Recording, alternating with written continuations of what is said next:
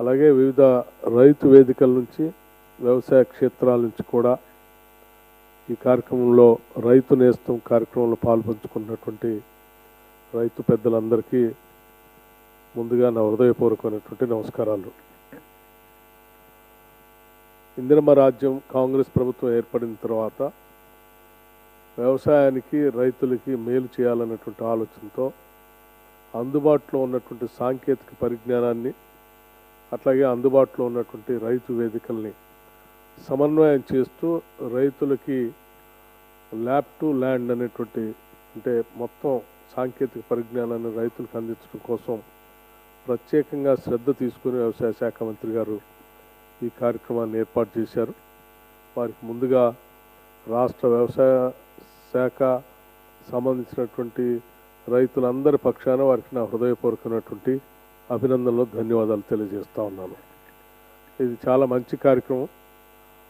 చాలా సందర్భాల్లో యూనివర్సిటీస్లో కానీ లేకపోతే ఇతరత్ర పరిశోధనా కేంద్రాల్లో కానీ తీసుకొస్తున్నటువంటి సాంకేతికపరమైనటువంటి అంశాలు అది నేరుగా రైతుల దగ్గరికి అందుబాటులోకి రాకుండా అనేక అడ్డంకులు జాప్యాలు కూడా ఉన్నటువంటి పరిస్థితి మనం అనేక సంవత్సరాలుగా గమనిస్తూ ఉన్నాం.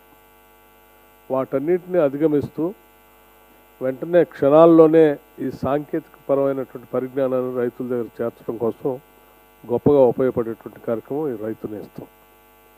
అట్లాగే ప్రభుత్వ పరంగా కూడా ఉన్నటువంటి అనేక కార్యక్రమాలు కూడా ఎటువంటి విషయ పరిజ్ఞానం అందుబాటులో లేకుండా ఇబ్బంది పడేటువంటి రైతులకి అటువంటి ఇబ్బంది లేకుండా నేరుగా వారికి సమాచారం అందించే కార్యక్రమానికి కూడా రైతు నేస్తం బాగా ఉపయోగపడుతుంది. మరి రైతులు చాలామంది ఇప్పుడు మాట్లాడారు. కోటేశ్వరరావు గారు కానీ, మహిపాల్ రెడ్డి గారు కానీ, బాలకృష్ణ గారు కానీ, మల్లేశం గారు కానీ, గంభీర్ గారు కానీ మీరు చెప్పినటువంటి అన్ని అంశాలని ఈరోజు సరే మీరు వేరు వేరు ప్రాంతాల్లో ఉన్నారు. ఈరోజు అనేక మారుమూల ప్రాంతాల్లో కూడా ఉన్నారు. ఎక్కడ ఉన్నా కానీ నేరుగా ఈరోజు మీరు మాట్లాడినటువంటి అన్ని అంశాలు నేరుగా సాక్షాత్తు రాష్ట్ర ముఖ్యమంత్రి వర్యులు వినే పరిస్థితి ఉంది. అట్లాగే వ్యవసాయ శాఖ మంత్రి గారు కానీ, వ్యవసాయ శాఖకు సంబంధించినటువంటి అధికారులు కానీ, లేకపోతే శాస్త్రవేత్తలు కానీ అందరూ కూడా నేరుగా మీరు మాట్లాడుతూ ఉంటే ఎదురుగా కూర్చొని వాళ్ళు ఉంటున్నట్టుగానే ఉంది. ఇంత మంచి కార్యక్రమం మరి నిజంగా రాష్ట్రానికి పెద్ద ఎత్తున ఉపయోగపడేటువంటి కార్యక్రమం. ఇది ప్రతి వారం కూడా ఈ కార్యక్రమాన్ని ఏర్పాటు చేస్తామని చెప్పి తుమ్మల నాగేశ్వరరావు గారు చెప్తా ఉన్నారు. రైతు వేదికలన్నింటినీ ఉపయోగంలో తీసుకొని ఈ సాంకేతిక పరిజ్ఞానాన్ని ఉపయోగించి చేస్తామని చెప్తున్నారు. నిజంగా బాగా ఇది రైతులందరికీ ఉపయోగపడుతుందని నేను ఆశిస్తూ ఉన్నాను.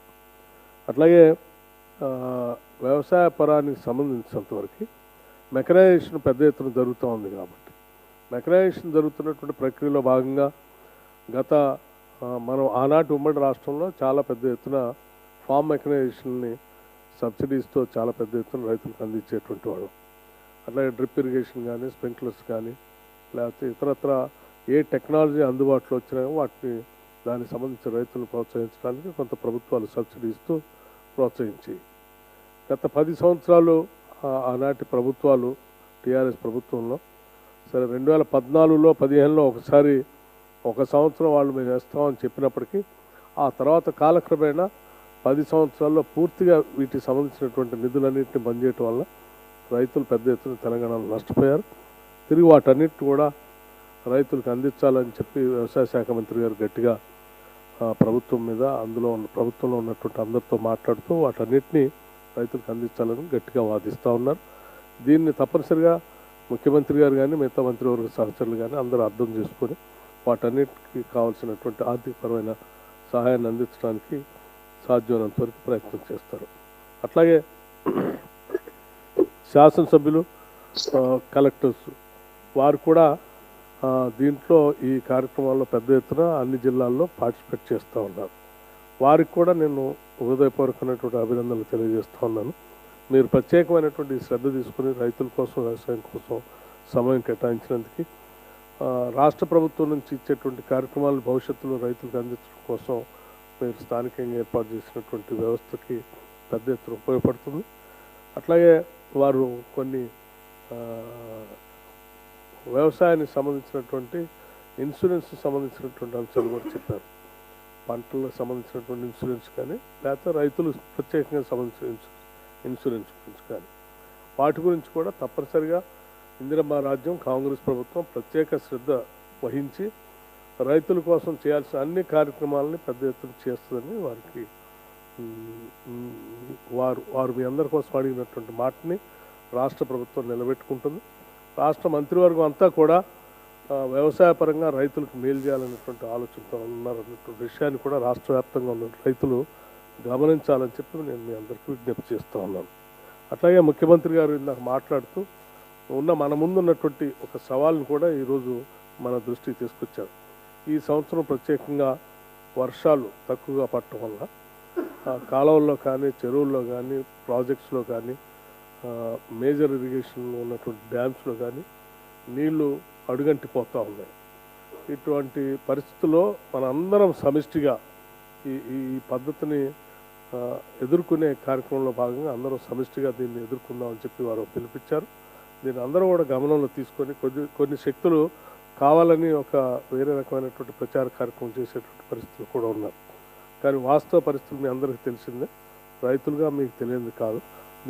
దీన్ని సంపూర్ణంగా అర్థం చేసుకొని రాష్ట్ర ప్రభుత్వం సాధ్యమైనంత మేరకు ఎక్కడ ఏ పంటకి నష్టపడకుండా ఉండే విధంగా తాగటానికి నీళ్ళు ఇబ్బంది లేకుండా ఉన్న దాంట్లో సర్ది ప్రజలకు మేలు చేయడం కోసం ప్రభుత్వం చాలా సిద్ధశుద్ధితో పనిచేస్తోంది. ప్లానింగ్ కూడా చేస్తూ ఉన్నారు. వ్యవసాయ శాఖ మంత్రి గారు రోజువారీగా ఏ జిల్లాల్లో ఎన్ని ప్రాజెక్టులు ఉన్నాయి, ఆ ప్రాజెక్టులో నీళ్లు ఎక్కడెక్కడ అందుబాటులో ఉన్నాయి, వాటిని రైతులకు ఏ రకంగా అందించాలనే దాని మీద వారు సమీక్షలు చేస్తూ నిరంతరం ఆదిలాబాద్ నుంచి ఖమ్మం వరకు తిరుగుతూనే ఉన్నారు. దీన్ని రైతాంగ సోదరులు అందరూ కూడా అర్థం చేసుకుంటారని నేను ఆశిస్తూ ఉన్నాను. అట్లాగే మరొక విషయం కూడా వారు చెప్పారు, ఆర్గానిక్ ఫార్మింగ్ గురించి. నిజమే, ఇది ప్రపంచవ్యాప్తంగా ఈరోజు మారుతున్నటువంటి పరిస్థితుల్లో ఆర్గానిక్ ఫార్మింగ్ చాలా డిమాండ్ ఉంది. మనం గతంలో ఐకేపీ ద్వారా ఆర్గానిక్ ఫార్మింగ్ చాలా పెద్ద చేపించేవాళ్ళం. అది కొన్ని సంవత్సరాలు గత ప్రభుత్వం పూర్తిగా బంద్ చేయటం వల్ల చాలా గ్రామాల్లో ఆర్గానిక్ ఫార్మింగ్ ఇబ్బంది పడుతూ ఉంది. ప్రత్యేకంగా రైతులు సొంతంగా వాళ్ళు ఆలోచనతో ఈరోజు చేస్తూ ఉన్నారని చెప్పారు. నల్గొండ జిల్లా నుంచి కూడా మాట్లాడారు మిత్రుడు. తప్పనిసరిగా ఆర్గానిక్ ఫార్మింగ్ సంబంధించి మన మంత్రివర్యులు, వ్యవసాయ శాఖ మంత్రివర్యులు ఒక ప్రత్యేకమైనటువంటి ఒక స్కీమ్ని డ్రైవింగ్గా దాని మీద దృష్టి పెట్టి వాళ్ళని ఎంకరేజ్ చేయటమే కాకుండా బైబ్యాక్ కూడా వాళ్ళకు ఉండేటట్టుగా ఒక టైఅప్ కార్యక్రమాన్ని, మార్కెటింగ్ టైఅప్ కార్యక్రమాన్ని కూడా ఏర్పాటు చేసి పండించినటువంటి ప్రతి పంటని నేరుగా వాళ్ళ టెస్ట్ చేపించి కావాలంటే ప్యాకింగ్ కానీ ప్రత్యేకంగా స్టాంపింగ్ కానీ లేకపోతే ఇతరత్ర ఏ అవసరాలు అవకాశం ఉన్నాయో వాటికి సంబంధించి అధికారులను ఒక టీం లాగా ఏర్పాటు చేసి రాష్ట్ర వ్యాప్తంగా ఎంకరేజ్ చేస్తే ఇంకా పెద్ద ఎత్తున మనకు ఆర్గానిక్ ఫార్మింగ్ చేసుకోవడానికి అవకాశం ఉంది. ఫార్మింగ్ చేసినటువంటి వాళ్ళకి ధరలు కూడా వాళ్ళకి సక్రమంగా వచ్చేటట్టుగా మనం టైప్ చేయగలిగితే మంచి రేటే వస్తుంది, లాభాలు కూడా ఆర్జించడానికి అవకాశం ఉంది. తుమ్మల నాగేశ్వరరావు గారు అయితే మరీ ముఖ్యంగా హార్టికల్చర్, పామ్ ఆయిల్ కల్టివేషన్ని బాగా ప్రోత్సహిస్తూ ఉన్నారు. ఇది ఖమ్మంలో వారి నియోజకవర్గం నుంచి మొదలైన దాన్ని ఆదిలాబాద్ వరకు ఈరోజు ఎవరు ఏ రైతు కనపడ్డా ముందు మీరు పామ్ ఆయిల్ వేయండి అని చెప్తా ఉన్నారు. సో దీన్ని విరివిగా తీసుకుని ఆదాయం బాగా పెంచడం కోసం వారు చేసేటువంటి సూచనల్ని మీరు పరిగణలో తీసుకొని పెద్ద ఎత్తున రైతులు అటువంటి కార్యక్రమాలు కూడా చేపట్టాలని చెప్పి మీ అందరికీ నేను హృదయపూర్వకమైనటువంటి అభినందనలు తెలియజేస్తూ, ముఖ్యంగా ముఖ్యమంత్రి గారు, వ్యవసాయ శాఖ మంత్రి గారు ప్రత్యేక దృష్టి సారించి ఈ కార్యక్రమాన్ని చేపట్టడానికి మరొకసారి నా హృదయపూర్వకమైనటువంటి అభినందనలు, కృతజ్ఞతలు కూడా తెలియజేస్తూ సెలవు తీసుకుంటాను. నమస్కారం సార్. ధన్యవాదాలు సార్.